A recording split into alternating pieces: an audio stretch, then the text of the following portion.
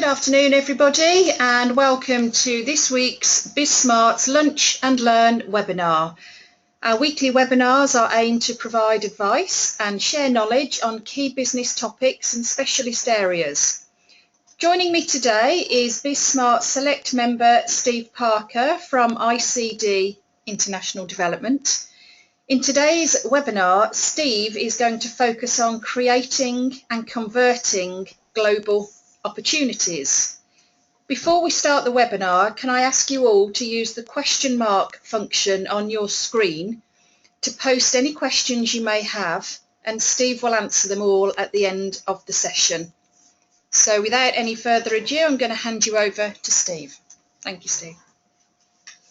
Thank you, Laura. Afternoon, everybody. Thanks for joining me on this Lunch and Learn slight therapy session, where I'm hoping you'll overcome your fears of exporting and international trade and stop wasting some of those opportunities that some people ignore just because of the fears and the problems of exporting and international trade. For those of you less interested in it, I promised you some nice pictures of exotic overseas places along the way, which is why I put them on the first two slides there. They're vaguely significant to at least me personally. The one on the left is the Palm in Dubai, which you'll be pleased to know has lots of black country based products in some of their hotels and buildings sold by me and other people. And the one on the right, I could give you directions to. That's similarly got lots of UK based products sold just by a bloke from Stourbridge in previous years. So I am a BizSmart core advisor as well as everything else. I've worked with 20 or 30 of you on UK strategy and export development, and that's why some of you have already started the export process. As a background, I've been exporting for more than 30 years now, sadly. I've spent a huge amount of time in those places mentioned on the slide, creating millions of pounds worth of sales, more than enough blagging from me. And although I set up my company to help UK companies, along the way I developed such good relationships that I'm still currently doing work for companies in Singapore, where I work for a heating, ventilating and air conditioning distributor. I'm the UK partner for two Gulf-based directories, news sites, websites. I work with a business advisory company in Namibia. Don't tell anybody the next bit, but I do some work for the founding president of the Republic of the Seychelles, and I've got some partners in America as well. And the other bit is just blagging, which you can read in your own time or when we send you the slides afterwards. You don't want to know about that. I'm going to insult your intelligence and extend your intelligence during the next 20 minutes or so. The insulting your intelligence is the slide I've used before on the fundamental reasons for exporting, and hopefully if my mouse works, the same on a webinar. I have no idea if it is. The fundamental reason is that the fundamental reason you should export, and we need more people exporting, is that if the blob on the right is the world map that you might have on your thing, the triangle in the middle is the size of the UK, and if that small triangle is the sum total of your ambitions and your expectations, then you can see that there's lots of room for expansion. And we need to be getting more more goods going out of that triangle and more money coming back in than the other way around, and then we'll have a strong economy. And then the other query is, why waste a sales and profit opportunity? If you've invested in your website, you've got it high up on search engines, some strange or less strange foreign person contacts you, and then you completely ignore the inquiry. What's to stop you from selling overseas? And smooth presentation continuing. I thought we'd build up a real-time example so that you can then apply some of the basic principles of exporting to your own product and service, and will be less worried about receiving those inquiries and converting them. So those of you that know me will know that I believe that the way you should sell is the way that you imagine you would want to buy. And we can't get over the fact that there are some huge differences and some cultural differences involved. So the first part of this interactive presentation, and I hope you'll play along, is if we take an example of Pip the Pony. I want to introduce you to Pip the Pony. Is the children's rocking reading chair on the lower left-hand side of your screen. I had to point out, for all sorts of public reasons, that we're not allowed to export kids, much as you might have wanted to during the long summer holidays. So how much is it going to cost to get Pip the Pony, the rocking chair, to Beijing or to Dubai? Well, that's a bit of a tricky one, really. So if you quoted Pip the Pony, ex-works Bromsgrove, and you lived in Beijing or Dubai, then you wouldn't have a clue, and it wouldn't enable you to make the purchasing decision, because you'd be too worried about how much it was going to cost to get it there, what the duties there might be, and all the rest of it. The other thing we have to realise is in that small triangle, many people overseas, and particularly if you've just been on your holidays and said you were from Bromsgrove, somebody might have said, is that anywhere near London? Some people haven't even heard of Birmingham. So we need to make it easier to do it. So Pip the Pony, Beijing, Dubai, during the course of the next few minutes, we'll actually find out that question.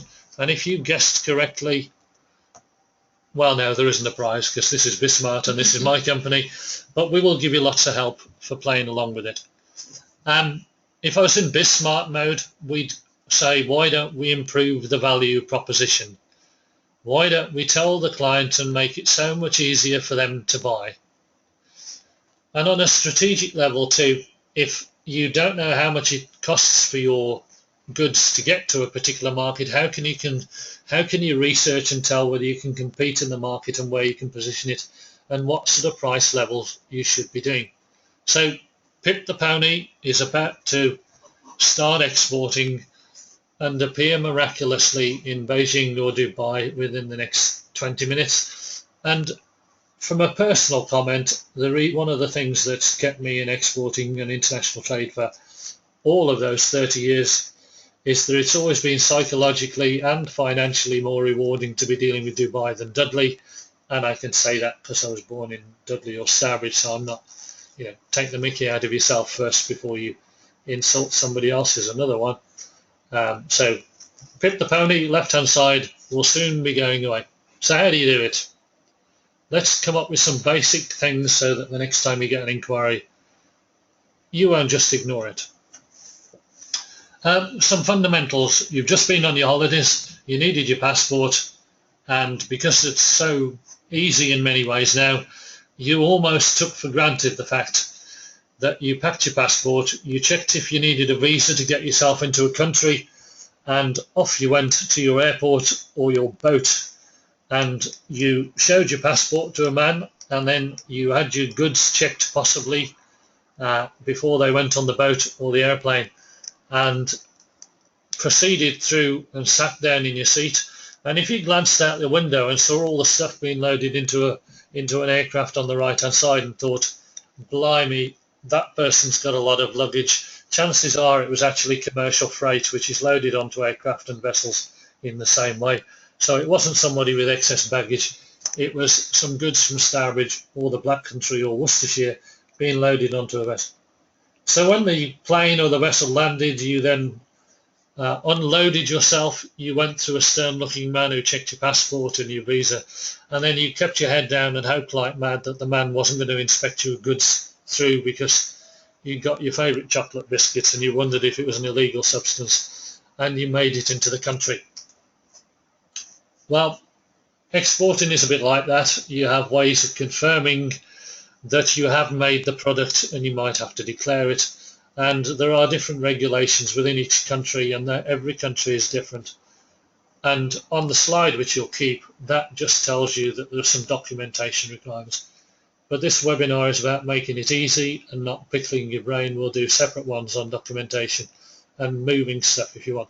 So you're moving stuff out of a country, somebody's noted that it's left, and it's then being allowed into a country. That's all we're doing. Now the good news, and a slide which you'll need to use later, or you'll need to keep. The good part is, in this world of worldliness, goods everywhere are identified by the same references. It doesn't matter whether you're selling to America or the Gulf or the Far East or anywhere. The statistics that you hear about on your news and the figures that you hear bandied out by economists don't come surprisingly, because they've calculated how many bags of sugar left the UK or were imported into it. It's purely done that when the goods went out of the country, somebody did a document which registered the quantity of what's called an HS code, a harmonized systems code, and you can find yours on that website that I've given you there, the madb.europa one. And all you need to know is for your products a 4 or 6, or they can be an 8-digit number, and you can just play around on that site and come up with your HS codes. And then you can also tap in on that very site as well. You can tap in a country that you received an inquiry from. So you could put in 960300 USA, and it will tell you the import duties and the costs for every country in the world. And as an experienced comment, one of the things that will tell you is that countries protect their own manufacturing, or protect their willingness to import your goods into the country by applying import duties and taxes. So if you find that there's an import duty of 40 or 50%, you've got a pretty good idea already that there are some pretty good manufacturers there who don't want your UK stuff coming and interfering in their market.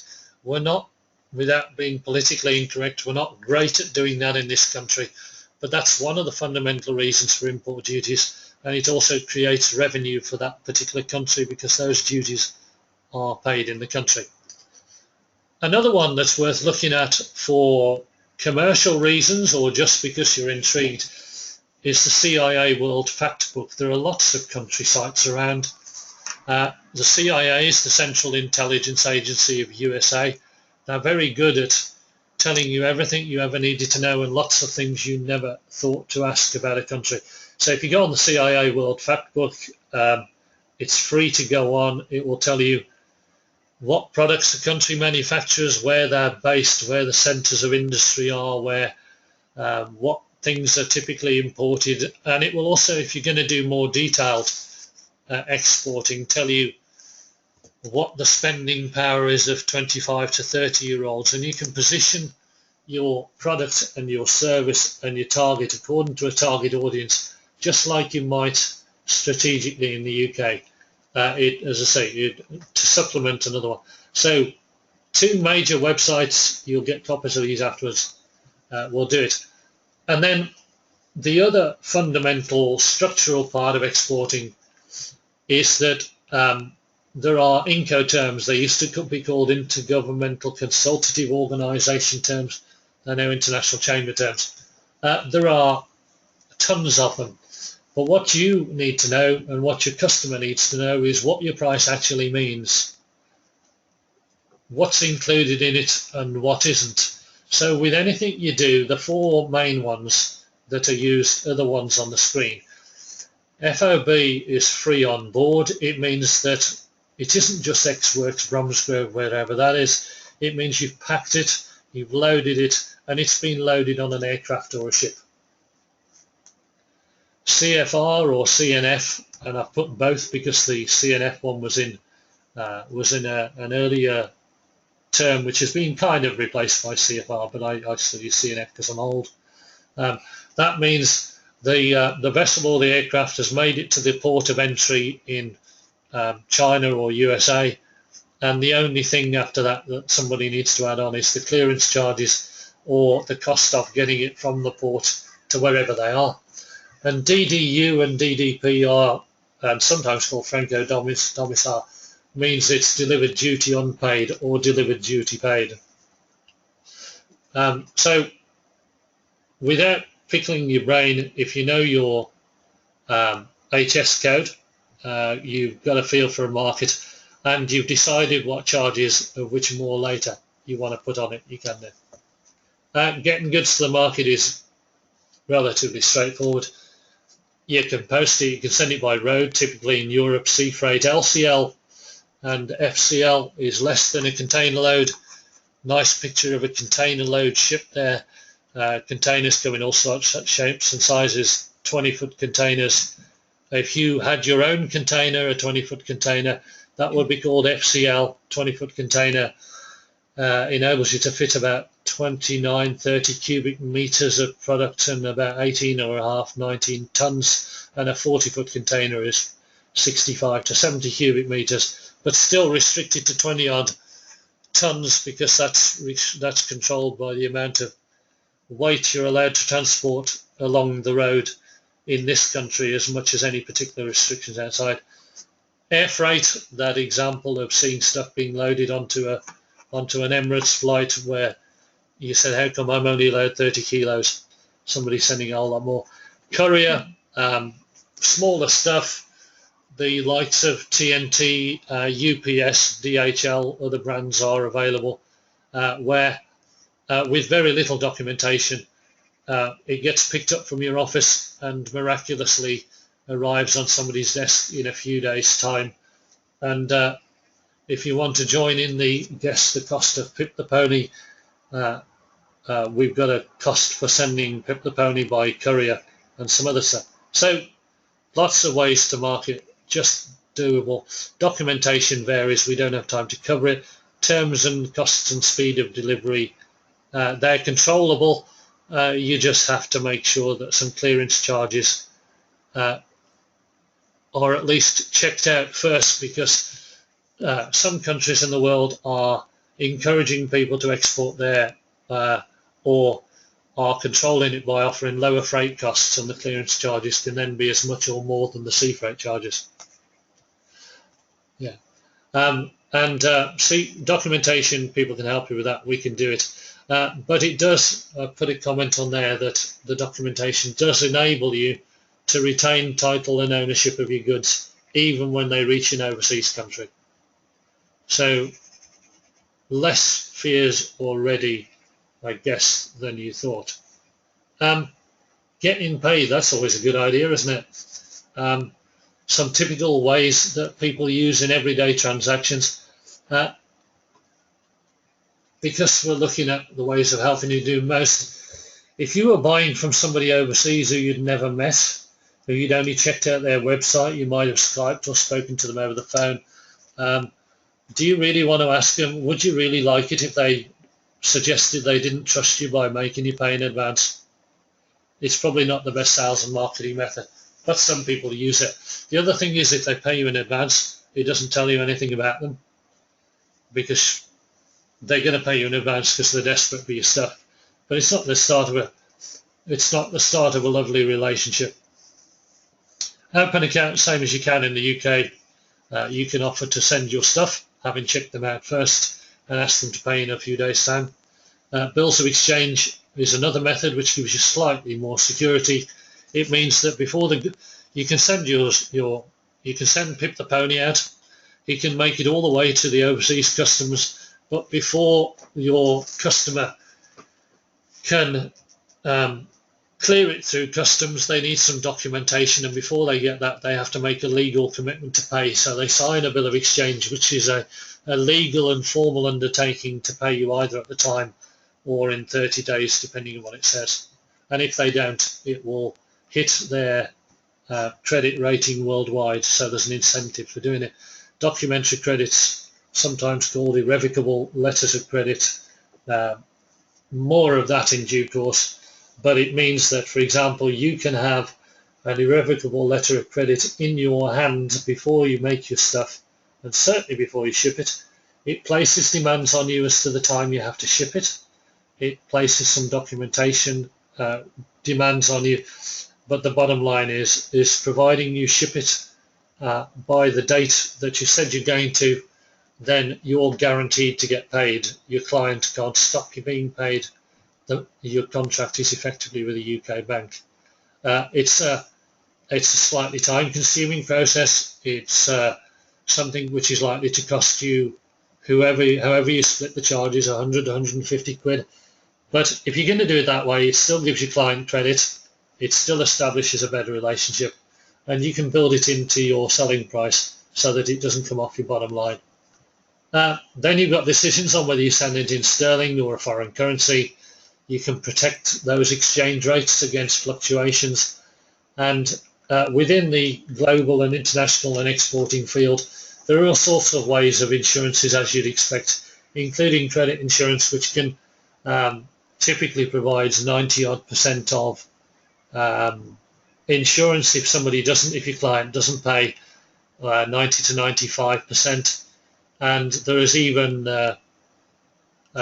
country insurance, so that if you had a contract with somebody and then it got invaded or civil unrest prevented your customer from going ahead with the deal, you can get credit insurance to cover that. And that can be done on a project basis, or it can be done on a whole turnover basis and a whole turnover policy for all of your exports, and all of your credit checking is likely to cost you half or 0.75% of your turnover. So again, you can build that into your costing.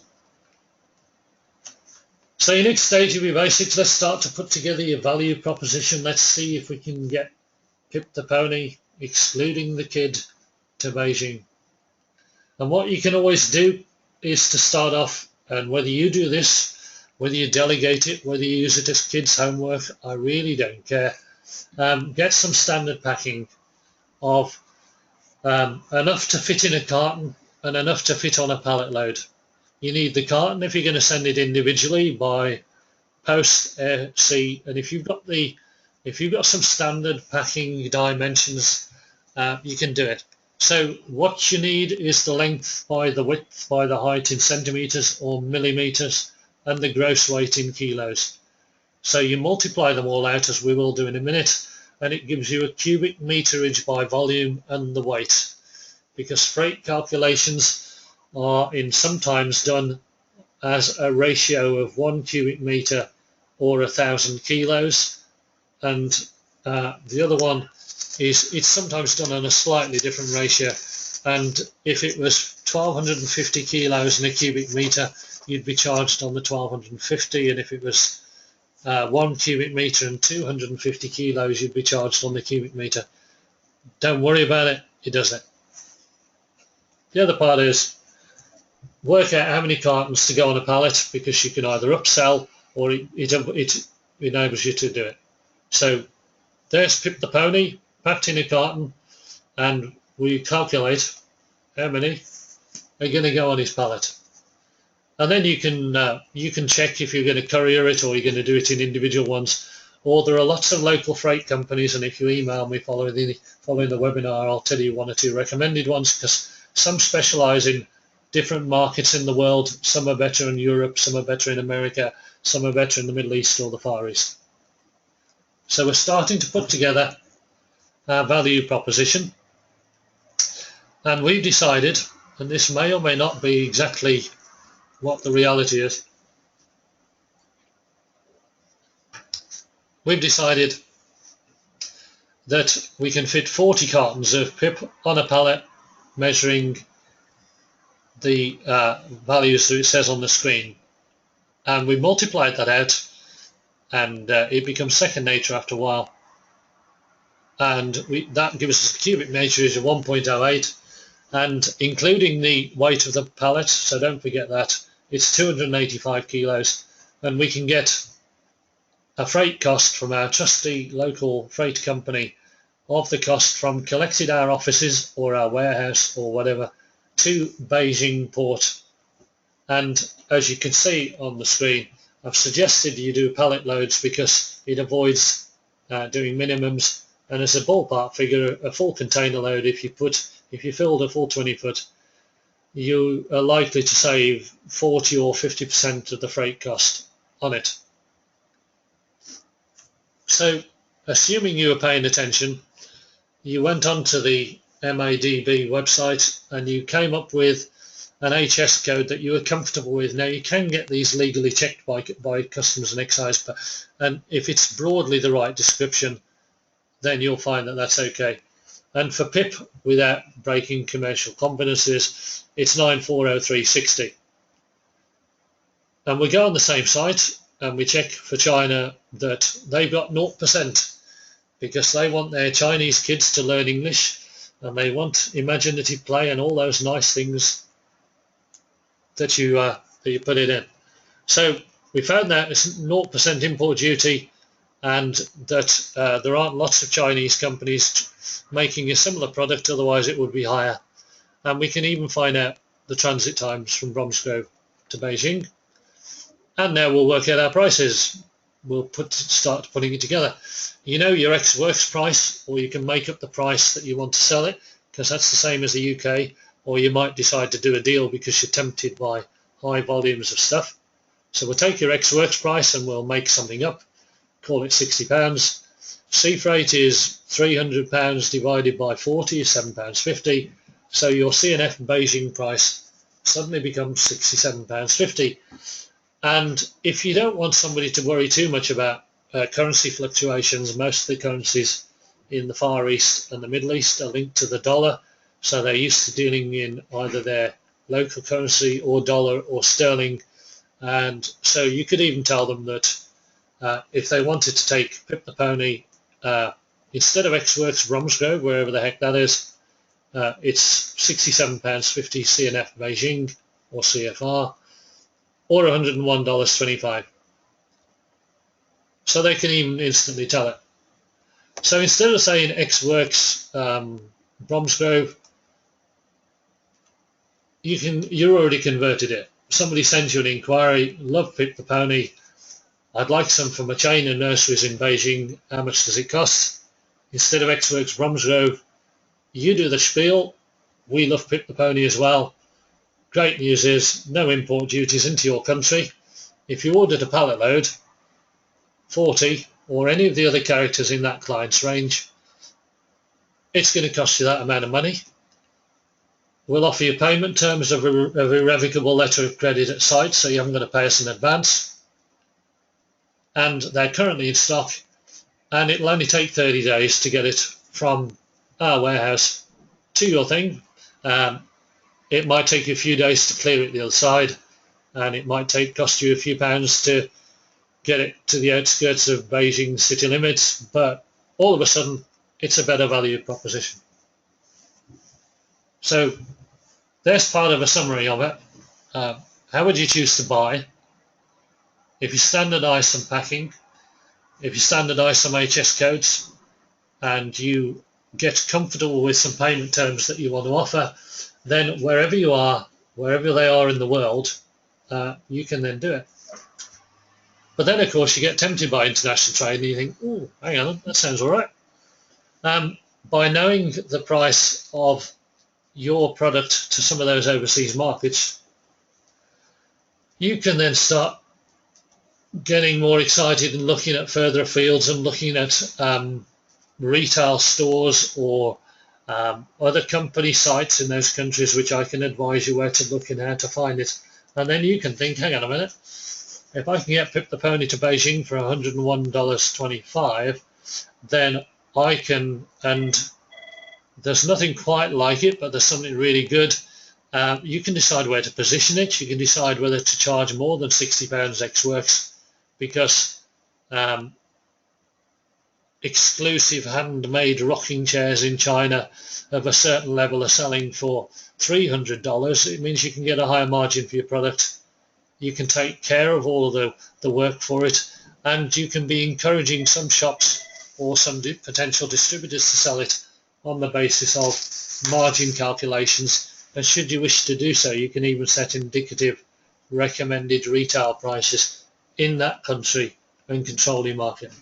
So your value proposition, it's taking it away from your price focus, it's making it look as though you do really good customer service, and it's making it a whole lot easier. So that's almost it. We're doing lots more on export with BizSmart in the coming months. You can always contact me for any queries, any inquiries. I get a big thrill out of helping you convert your inquiries, and we want to get you exporting more to places around the world so that you'll have the same thrill as I have in the time that I've been doing it. That's it from me. Thank you very much, Steve. Thank you. I'm glad Pip the Pony got there. Pip the Pony He got made there. it. If you could give us a few minutes to look at the questions, that would be great. We have a question coming through here. Okay, so this is from David. It says, Steve, what about digital products or services? We have a web-based software solution that doesn't need shipping or freight, etc. I presume the approach is vastly different. It's slightly different because, yeah, you've taken out the freight elements of it. The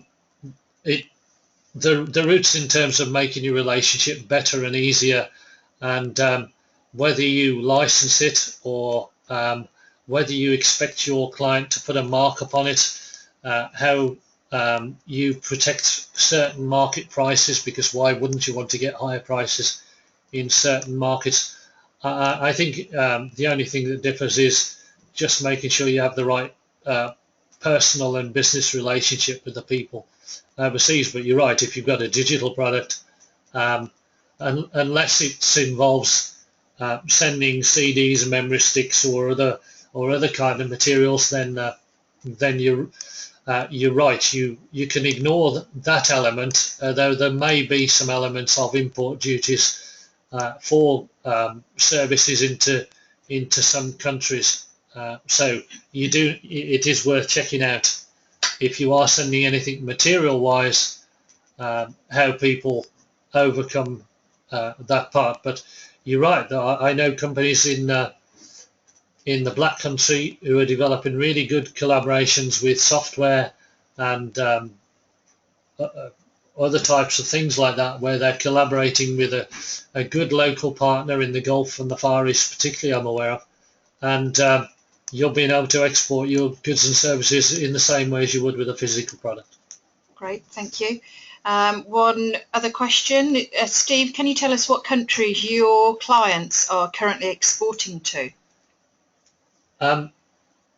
Yeah, I'm still doing quite a bit in the Middle East, the UAE, Oman, Qatar, Bahrain, Kuwait, Saudi Arabia. In the Far East, I used to do a regular Malaysia, Hong Kong, China, Brunei, Singapore bit. We're getting some products into Australia and New Zealand for a company. Pip the Pony, without breaking confidences, is appearing in America at the moment. A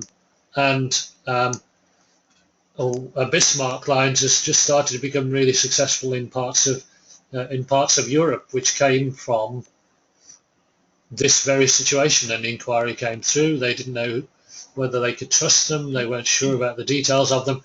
They were a bit daunted by the prospect of exporting to them. And that very customer is now on their third or fourth regular order with them. And we're now looking at other markets in the world. So it's good fun. All over. Yeah. And one final question. Are there markets where it is easier to start? That's a typical question, and if you listen to the government's export services organisation, they like to categorise things, and they will probably lead you down a route of starter markets, the markets that they perceive to be culturally easier and more conducive. The downside to that is that if everybody goes there first, then your competition can be greater, and it doesn't mean to say that your value proposition is any better.